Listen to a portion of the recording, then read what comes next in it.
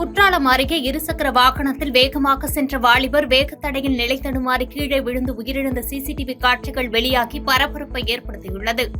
தென்காசி மாவட்டம் இளஞ்சி பகுதியைச் சேர்ந்த ஆனந்த் ஆறுமுகம் என்பவர் வியாபாரம் செய்து வருவதாக கூறப்படுகிறது.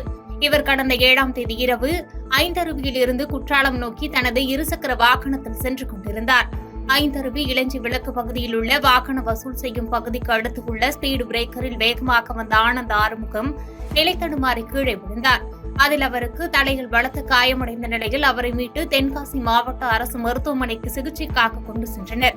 அங்கிருந்து மேல் சிகிச்சைக்காக திருநெல்வேலி பாளையங்கோட்டை அரசு மருத்துவமனைக்கு கொண்டு செல்லப்பட்டு சிகிச்சை அளிக்கப்பட்டு வந்த நிலையில் நேற்று முன்தினம் அவர் பரிதாபமாக சிகிச்சை பலனின்றி உயிரிழந்தார். தலைக்கவசம் அணியாமல் சென்றதன் காரணமாகவும் அதிவேகமாக சென்றதாலும் அவர் தலையில் காயம்பட்டு விபத்தில் உயிரிழந்தது தெரியவந்துள்ளது. இதுகுறித்து குற்றாலம் போலீசார் வழக்கு பதிவு செய்து விசாரித்து வரும் நிலையில் விபத்து தொடர்பான சிசிடிவி காட்சிகள் வெளியாகி பரபரப்பை ஏற்படுத்தியுள்ளது. பாதகம் செய்பவரை கண்டால் நாம் பயங்கொள்ளலாகாது பாப்பா, மோதி மிதித்து விடு பாப்பா, அவர் முகத்தில் உமிழ்ந்து விடு பாப்பா. அண்மை செய்திகளை உடனுக்குடன் தெரிந்து கொள்ள இணைந்திருங்கள் இயம்நாடு தொலைக்காட்சியுடன்.